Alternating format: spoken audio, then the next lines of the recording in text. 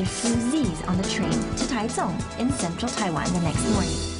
Continuing the costume theme from the night before, Brooke and I dress up for the part of traveling to Taichung.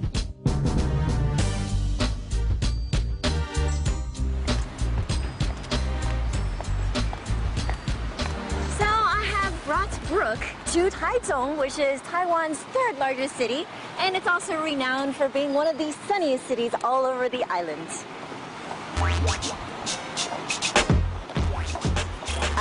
I think we just might have chosen the one day a year that it rains.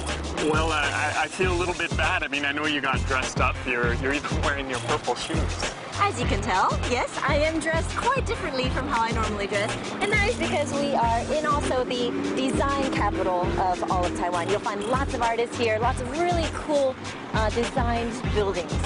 So we're not going to let a little rain stop us, are we? No, we're off. Shall we?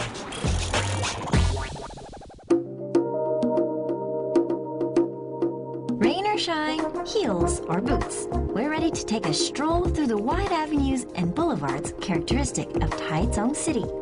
The storefronts, coffee, and tea houses all have a Texas feel in that everything is bigger. To get a better understanding of Taichung's artistic side, we head to meet up with my designer friend. Brooke. Hi, nice to meet you. This is Naomi. She's an artist and also an interior designer here in Taichung. She knows a lot of the good places to check out for some of this kind of like interior design. Many people choose where they live based on the weather. Not only does good weather make you happier, it also influences the nature of the city, the personality of the people, and even the designs and architecture of the buildings. Right, this whole store is lit up not only by artistic lighting, but also with natural lighting coming in. Yeah, like I was saying, Taichung has lots of sunlight all year round. They say it's almost like Hawaii, where it's almost boring because the weather's always so good. Oh yeah. And so because of that, they really take advantage of it, making huge windows, having natural sunlight all coming in all the time. It really opens up the spaces, makes it feel like a warm place to be. That's great. An artist or designer can get inspiration from many places. Naomi brings Brooke and I to one of the best environments for the impoverished artist. Free rental space in atmospheric historical factories. This is Stock 20, and perhaps the birthplace of the next Van Gogh, Picasso? 20号仓库这边，它前面是一个火车站，然后是一个快速，然后在它的背后，就是一个充满了那种红砖，还有那个枕木，所以你会觉得来到这里，就是好像来到一个另外一个古迹的一个世界，那在这边进行创作是蛮特别的。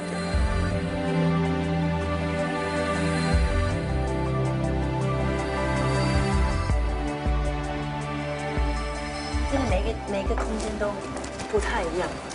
They do all sorts of different things. Everyone is different. Oh, do you hear that? That's actually the train.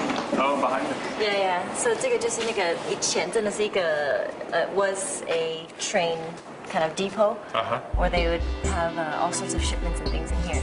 And so Naomi was saying that later on they didn't have anybody living here and it was just kind of wasted space. So then they opened it up for artists to come in, just kind of do whatever they wanted. That's great. So the government took the opportunity to provide the artists with the space they didn't have otherwise. Yeah. I do like Taichung. I think that it feels to me as if everything about this city encourages the arts and culture to grow and flourish. Here we are, for example, in this place that allows young artists to develop their talents and then enter a market that is something like we see in Taipei. I think that this is the place that encourages people to grow and encourages people to be more creative, and then they can enter the commercial market.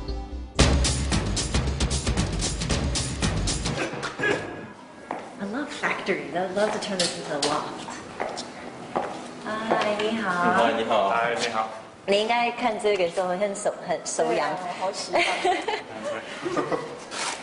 你想画吗？可以墙壁上可以。真的吗？对啊。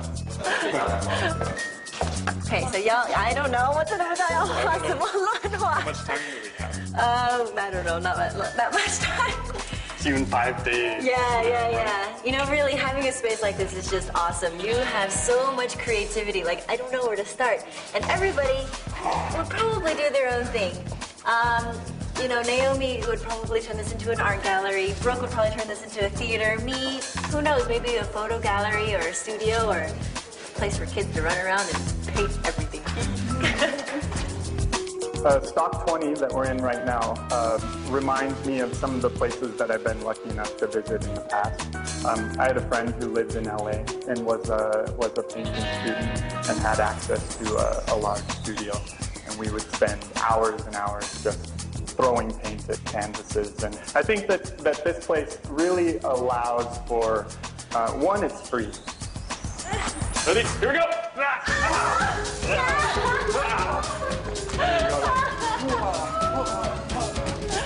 It's an artist at work, and I think Taizong is actually perfect for Brooke because he is really expressing his individuality right now. Kind of. My turn.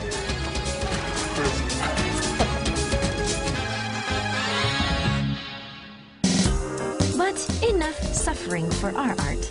After a short break, we head upmarket to indoor pools, luxury motels, and extravagant bedrooms. Don't touch that remote. In Taiwan, over 22% of the population lives in its three biggest cities, Taipei, Kaohsiung, and Taichung. Veteran traveler and American showman, Brooke, and I continue our exploration of the third largest, Taichung. As a city designed and developed later than the other cities, there was much more consideration given to city planning, and the open spaces gave architects and designers much more freedom. Themed restaurants, open-air coffee shops, and design tea houses are prevalent, and it's a good place to meet other like-minded artists and designers. We're waiting to meet up with Brian, an architect, whilst enjoying this gallery-like coffee shop. It actually makes waiting feel rather enjoyable. Hi, Brian. Let me introduce you. This is Brian. Brian, this is Brooke. Hi, nice to meet you. Yeah. 请坐，请坐。谢谢。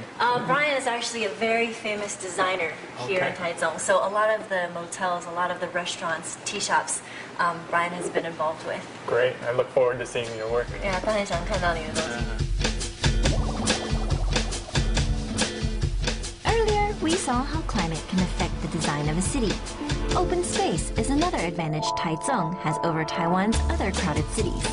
And of course, as any real estate agent will tell you, the three most important things are location, location, location. Taichung, as the central city, is often a layover city, and as such, from the need of a hotel room sprung up the incredible and sometimes overly extravagant motel rooms. For cheap. New ones are always springing up, and they will, more often than not, have the wow factor. Wow. What do you think? Wow. Yeah.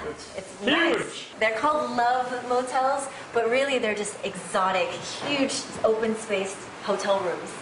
And Taichung is geographically located in between Kaohsiung and Taipei. So a lot of people, when they're driving up and down, you know, Taichung is a nice place for them to rest. Stop in the middle. Yeah.